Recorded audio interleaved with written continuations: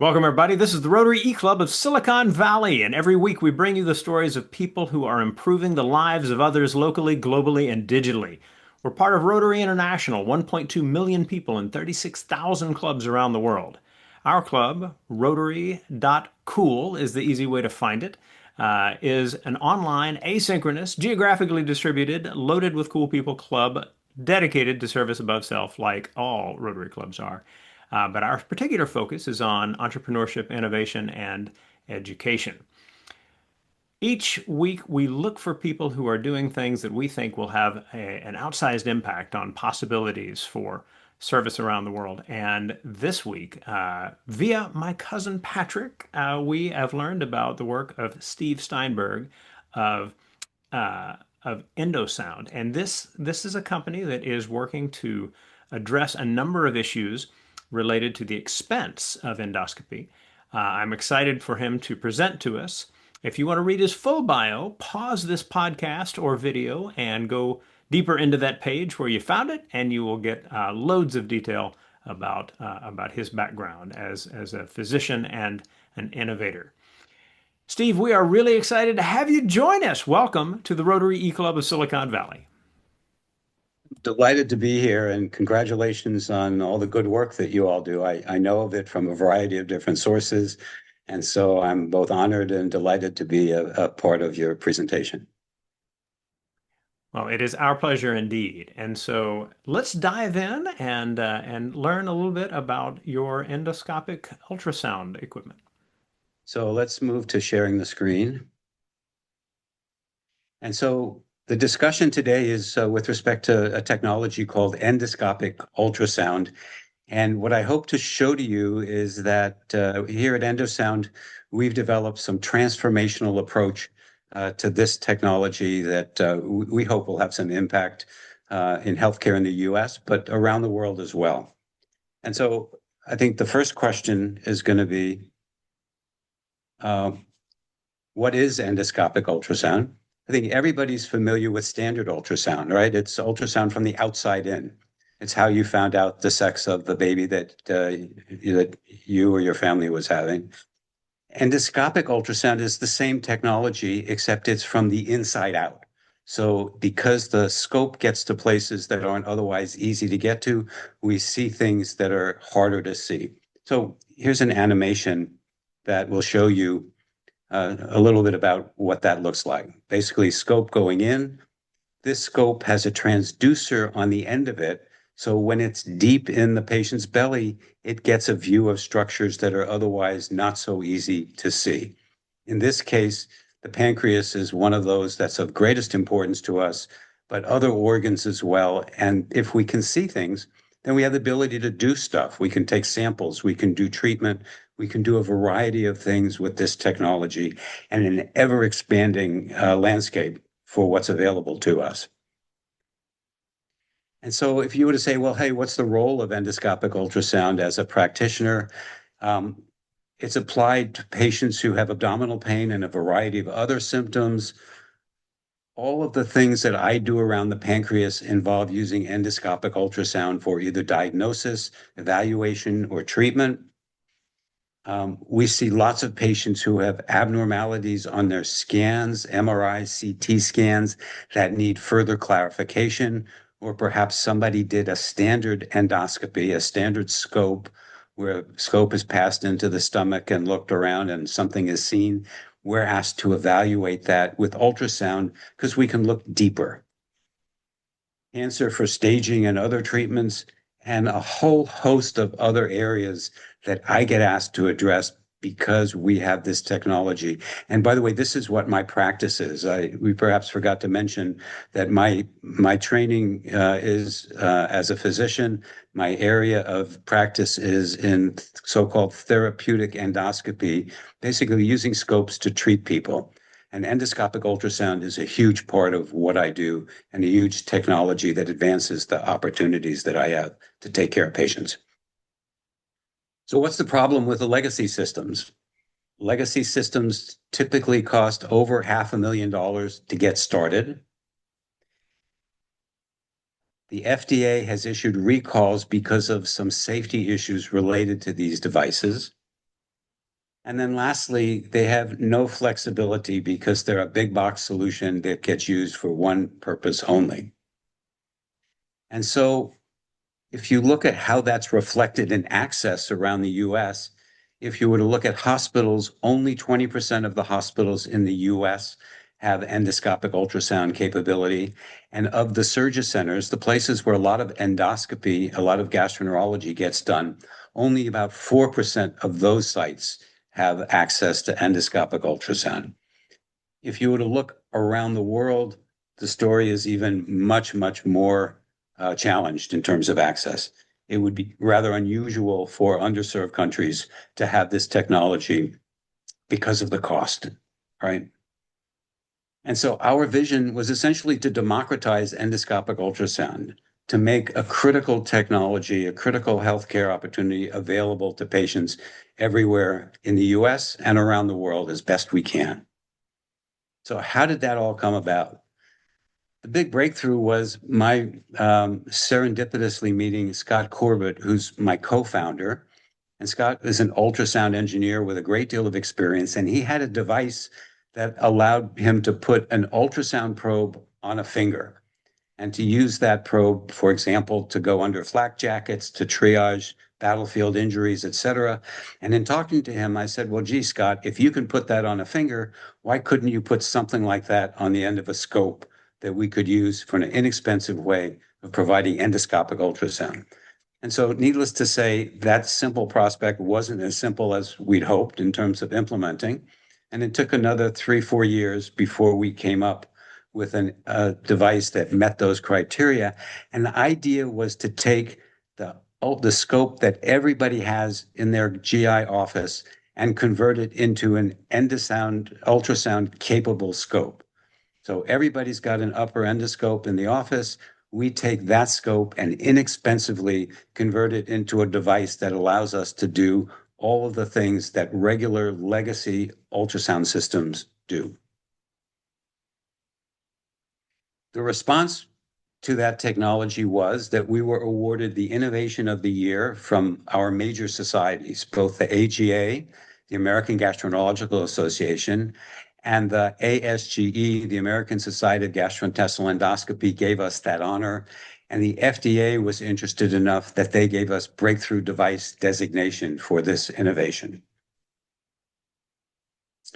The implementations of the device are pictured here. And so it can be displayed on a cart. It can go into the endoscopy tower that we as gastroenterologists typically use for our endoscopy. It can be as portable as a laptop and something the size of a set-top box, and it literally fits in your computer bag. So it can be taken from site to site, from city to city, as you wish. We talked about the impact in some of the areas of diagnosis. Let's take a couple of examples of those so you get a sense of what we're dealing with. Abdominal pain is something that we as gastroenterologists deal with on a daily basis. It's sort of bread and butter for the patients that we see. And typically, they undergo an upper endoscopy, a scope through the mouth that allows us to look at the esophagus, the stomach, and the small intestine, and to try and understand if there is something about the surfaces of those structures that provide an answer to the question, why do I hurt? What's my belly pain coming from? And so the proposition that we have made is that supposing that instead of doing that limited exam that confines itself to the lumen, to the inside of those structures, what if you could do an exam at the same time that not only looked at the inside of the esophagus and stomach, but also looked at the structures that surround the stomach and the intestines, and that is, for example, the pancreas, liver, gallbladder, et cetera. And the ultrasound on the end of that scope allows us that capability. It allows us to look through the wall of the stomach at the pancreas, which is next door, at the liver, which is next door, and to get views that are unparalleled in terms of our ability to make a diagnosis, but also our ability to do interventions, to treat, to make a difference for the patient. And so if you were going to have that exam, it's pretty obvious which one you would choose. And the reality is there's 25 years worth of data that supports this concept that if you add ultrasound to that initial diagnostic procedure, that your yield goes up by 35% or so. And so your ability to make a diagnosis is so much the better. The reason this hasn't been done has largely been the cost of the equipment, the cost of the technology. And so here's an example of a schematic for patients that I see typically, a traditional approach for somebody who comes with abdominal pain. They get scoped with an upper endoscopy, maybe a colonoscopy. They get some expensive imaging. And then a couple of weeks, couple of months later, they end up on my doorstep for an endoscopic ultrasound. If we provided technology that allowed people at the time of the initial endoscopy to do ultrasound as well, we have the potential for dramatically shortening the time to diagnosis and shortening the cost to the patient, to the insurance company, to everybody concerned.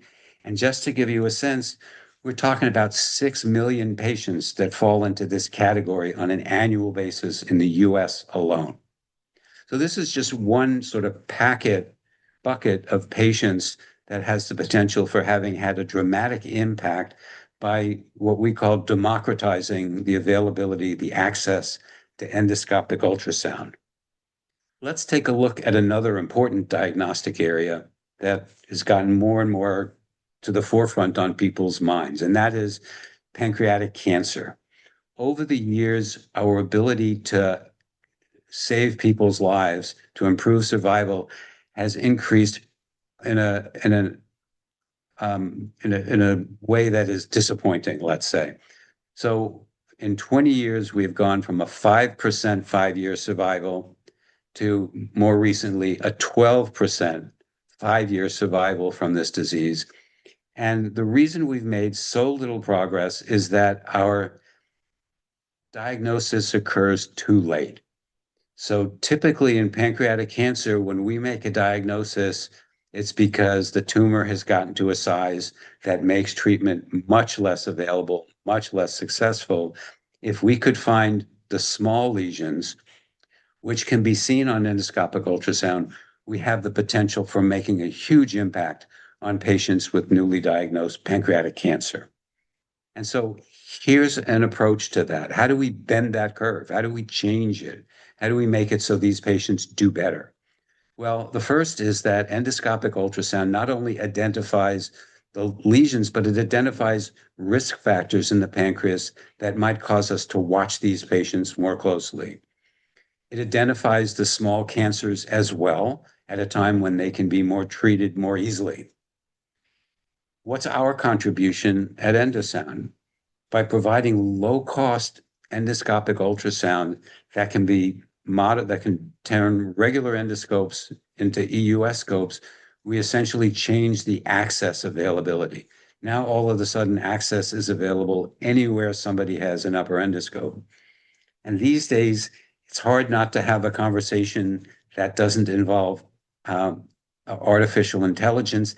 And so that's been brought to our area as well. And so, for example, here's a program that shows how using endoscopic ultrasound combined with artificial intelligence, the artificial intelligence can literally help pick out the lesion, pick out small lesions, make it so the operator is more accurate, more precise about diagnosis, and therefore the patients get picked up at an earlier stage. Let's take another answer. So here's the result of that. So this is a letter that I get not often enough. And it has to do with the fact that this technology makes a difference for individual patients, has the potential for making a difference for larger populations. And it's really about early diagnosis leading to early treatment. If we were to look at liver disease, which is epidemic, the story is essentially the same. Endoscopic ultrasound has the potential for diagnosing patients who have liver disease related to our lifestyle. As you know, in the United States, obesity has become a real problem. Liver disease is now one of the biggest sequelae of that. And so liver disease of fatty of overweight patients is now the biggest cause of liver transplantation in this country. Endoscopic ultrasound has a way of staging it, has a way of diagnosing it, has a way of leading to treatment at an earlier stage and having an impact on this disease as well. And so maybe just to sum up, sort of what better goal for a company than to take that strategy and take it worldwide. And so we're having discussions and working with the World Endoscopy Organization and the World Gastroenterology Organization. Both of those are worldwide activities that have literally 100 to 200 sites around the world with the aim of bringing GI technology to places that are underserved. So not only bringing the technology, also bringing the training so that people can use the technology to the benefit of sites that are otherwise at a disadvantage. And so with that, I'll thank you for the time and thank you for having me on and look forward to questions that you might have and for hopefully a spirited discussion. Absolutely. Thank you, Steve. I am excited for us to jump into our discussion on this. I'll quickly introduce the people that we've got on the recording. In addition to our speaker, Steve, also from Endosound, we have Patrick Hurley in Colorado. My name is Rushton Hurley. No coincidence there. I am in San Jose in California, and also in the Bay Area is Shags Shagrin, our club's paella master. Yeah, there you go. All right, and so Steve, let's start with this. Thinking about the value outside the United States, I was really struck by the portable nature of the equipment. And you talked about it fitting into a briefcase, that this can be worked off a laptop. But you're talking about the equipment that goes where there is already equipment for doing endoscopic evaluations. Is that right? Correct. So most places, even underserved places, do relatively well in terms of the availability of general endoscopy, of having that basic scope that we convert into an EUS scope. So that's sort of the primary requirement, if you will, for making this, putting this together. So is it fair to summarize that once a medical facility has endoscopic equipment, I hope that's the proper term, Yep. that what you're doing is a low cost addition to that equipment that makes for much better outcomes for certain kinds of patients dealing with certain kinds of things. Yeah, that's exactly the story. And so, for example, that picture that you saw of the legacy system that had a big box, each of the scopes cost more than $100,000. And then further, there's a service cost annually, so that in my shop, we pay over $100,000 a year just in service costs. That's clearly out of the reach of underdeveloped areas, underserved areas. And so the idea that existing equipment that they already own can be converted in a low cost way to add extraordinarily useful technologic capability is one that's generated a great deal of interest. And so we have all kinds of inbound email from Africa, from India, from Southeast Asia, asking for availability, asking when we'll be in their area, when we can provide this technology. So thinking about clinics in the developing world, uh, is it common for them to have the equipment that they need to benefit from what Endosound has created? So typically not, although one of the things that we didn't talk about as part of the slides is that ultrasound in general, right? The idea of using this technology to look from the outside in has been designated as the most bang for the buck in terms of technology that an underserved healthcare provider might have. It's the technology that allows you to do obstetrical care, to look at the baby, to track the mom, to look for risk factors. It allows you to look for sources of abdominal pain from the surface. It allows you to look for heart disease and a variety of others. And one of the advantages of our system is that little set-top box that you saw pictured um, has the ability to add these other probes to it. So when our device is not being used for endoscopic ultrasound, it can be brought to the next room over to help a pregnant mom understand how far along the baby is, or to diagnose somebody with a heart valve problem in the room over from that. So it not only addresses this one area of interest, endoscopic ultrasound, but in that environment provides technologic capability in a host of other areas as well. Okay, so I am curious about the nature of the improved uh, ability of the equipment to be able to do what it does from within instead of from without. So ultrasound is not especially expensive itself. The traditionally endoscopic equipment is, but it seems like it's a given that once this happens from within the body, that the images are much, much better. Is there some way that that's quantified in terms of how you can talk about the improvement that happens from an inside out approach to this? Well, sure. If we were to get to sort of the technology, ultrasound waves do very well through fluid, right? They do very well through water. They do not very well through air. And so, for example, when you put an ultrasound probe on the mom's belly, Hmm. right, there's skin and perhaps a fat layer, and then right next to that is the uterus and a fluid-filled structure, which has the unborn babe. And so we get really fabulous images. Many people watching this will have seen pictures that literally show the baby smiling and literally show structures, et cetera. And and so there are areas that are very well served by doing this from the surface and areas not so well served. So, for example, the pancreas is located in such a way that there are air-filled intestines in front of it. And so the idea of putting a probe on somebody's belly and aiming it at the pancreas would be fine, except that the air that's in the intestine that's in front of the pancreas degrades the image in an unpredictable way. So sometimes you might get an image that's okay. Sometimes you might get no image at all because the air is such that it degrades the image. On the other hand, when the scope is situated within the body, the same technology, the same precision, the same probe gets a different image because the pancreas is literally right next door.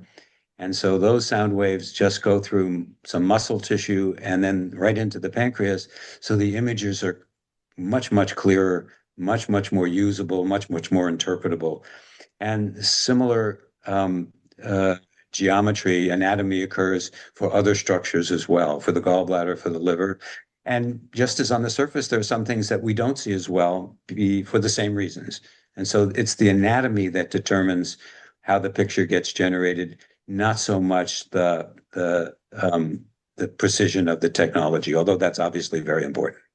So the nature of the picture actually seems to speak to the decreased timeline for being able to figure out how to identify someone who's got, say, stage one pancreatic cancer or whatever it may be. Is that correct?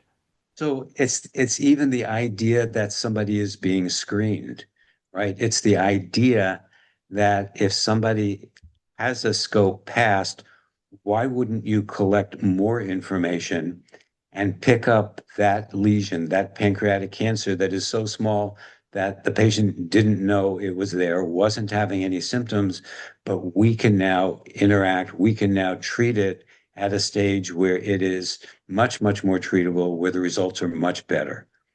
And so it's how do you screen people in a way that is cost effective and that fits with the other kinds of interventions that are already going on for that patient, Got right? it. And so if you had somebody, let's say, who had a strong family history, like the Jimmy Carter family of pancreatic cancer, or if you had somebody who had one of the genes that predisposed, you'd like to find an inexpensive, efficient way of screening those folks so that you find things early, you treat them early. Okay. So it would seem that given that a more cost-effective approach can identify more things more quickly, that one challenge you have is then figuring out how to get this technology into as many hands as possible in as many places as possible. Are you partnering with certain organizations that are developing the abilities of clinics in the developing world, different places, in order to have them look at this as a given piece of their planning for when they're trying to support a rural clinic in a developing country? Yeah, and so we've had several initiatives in that regard. The two that I mentioned were with the World Endoscopy Organization and with the World Gastroenterology Organization. They're formal organizations that have bricks and mortar where people come and learn and see technology and um, and get supported. We've, in addition, had discussions with uh, various individual programs. We have colleagues in Mozambique who have developed a GI program. They're looking to advance that program. And so that's a little bit more of a one-off. And so the challenge is, as you identify it, which is how do you efficiently and effectively get and reach the most people, you know, in a way that doesn't have you running one site to the next site to the next. And so, part of what we're working on with the WGO and the WAO is funding, right? Which is how do we put in place the funding mechanism for the structures? We already have the teaching templates, the AI, the backup, because of this Zoom call. I could be on a Zoom call with somebody and looking at the endoscopic ultrasound image that they are seeing real time and having a discussion with them about what they're seeing, about what should be done next. So all of the teaching and structural requirements are available to us. It's really a matter of how do you get the infrastructure in place? How do you get the funding to support that activity so that you can, in fact, make it a reality? And that's really, in some ways, it's the opportunity and the challenge, right? We can see it. We have all of the tools to make this a success. We're just looking for ways and partners to put it together.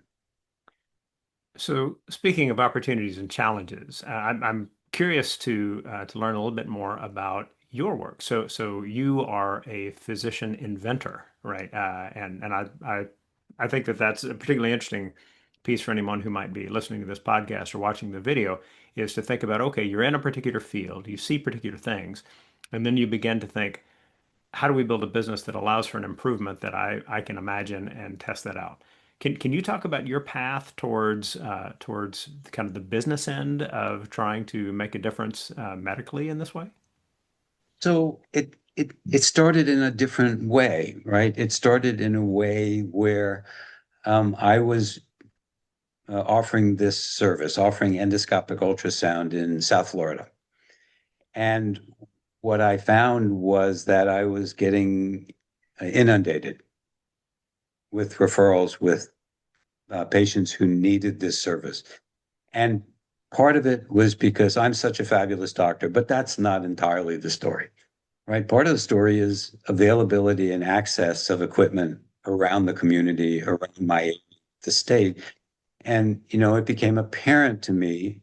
And then furthermore, I work in a hospital, which is not the best way to provide efficient, effective, low cost healthcare.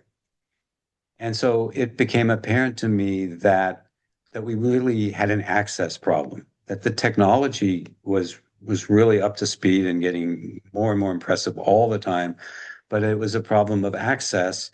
And so I was really thinking more of solving a problem of access rather than starting a business.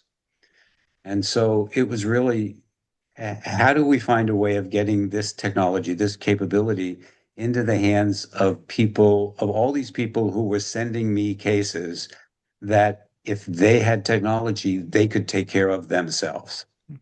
And what that would mean would be that there would be more availability in the community. The patients that I was seeing wouldn't have to wait as long because there would be other providers that would be out there offering the service. And so it was, again, really, how do you democratize something that had been largely located in tertiary care centers, in academic centers? That's my background. I spent half my career in academic medicine. And so I know that world, but I also know that while it provides great service, it doesn't take care of the access problem always. And so that's how this all came about. And it was a matter of, well, what would change that? And the answer obviously was cost and availability of equipment. And so then, well, how do we work with existing equipment to use that as part of the platform? And so that was okay. Now we have to use scopes that everybody has if we're going to solve this problem. And then it was Scott Corbett and the idea of how do we attach this transducer and do it in a way that provided all of the functionality that the legacy systems do, because we had to offer the same service. We couldn't skimp on either the image, and we couldn't skimp on the things that you could do with the technology once it was in your hands. And so it was only sort of down the road on that, then it was, well, okay, is there a business in all of this? Right. And and so that's a whole other long story, as you may know, and people listening to these may know. And it's one of those ones where when you're about two-thirds of the way into it, you wonder what you were doing and why did you go down this? So you mentioned before that there was this kind of obvious question about access and cost and everything. I think that might be obvious to people who have the opportunity to think outside of their professional box, right? But I do think that maybe for every one of you, there could be 100 doctors out there in their particular field. And I can imagine a doctor working in a rural clinic somewhere in the United States, and she's looking at what she does and thinking, like I keep getting these referrals. Uh, what might we say to those doctors to encourage them to think in terms of looking for economically viable, sustainable approaches to democratizing this kind of medical technology? I think it's a great question, but I think it's really a hard one.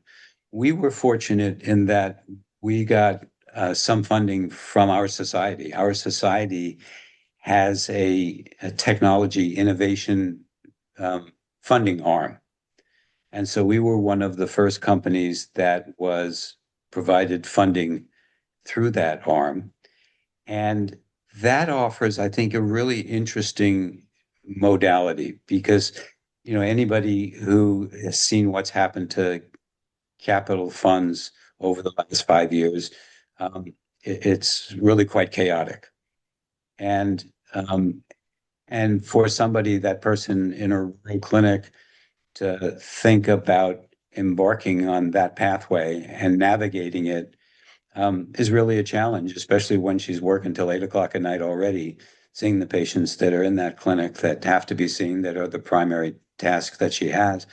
And so we're not all that well set up to take that really good next idea and convert it into something that is both helpful to our healthcare population and also has the potential of being successful in the marketplace.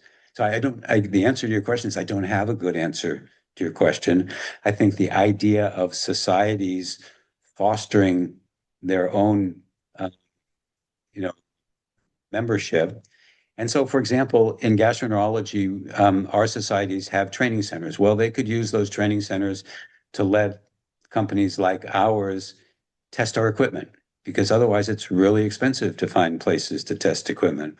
But we're sort of a little bit in the weeds here, which is, as you know, it's the answer to everything. But I think the bigger picture is that we're not well set up to formalize that, to have ideas come from docs and bubble up and end up as in wide use. It's an uncommon pathway, not a true and trodden one. Well, I love the idea that professional organizations might be providing, innovation accelerators in some way. But if anybody who listens to this podcast or watches this video has found a way to generalize that across fields, we'd like to speak to that person. So Yep, hopefully that's a absolutely. possibility. So Steve, I will wind things down and then hand it back to you for the final word. But for all of you who have taken time to listen to this podcast or watch this video, we hope you will do several things. First, that you will share it, that you'll say, hey, I think my cousins might need to hear about this, or whatever it may be, right? You've got friends who love stories of of medical innovation or whatever it might be. Do share and let us know you were here. There, if you are on the SiliconValleyRotary.com page, much more easily found via Rotary.cool. Thank you very much. Then you might leave a note at the bottom, and that would be one of the ways that you can engage with our membership, which is geographically distributed around the world.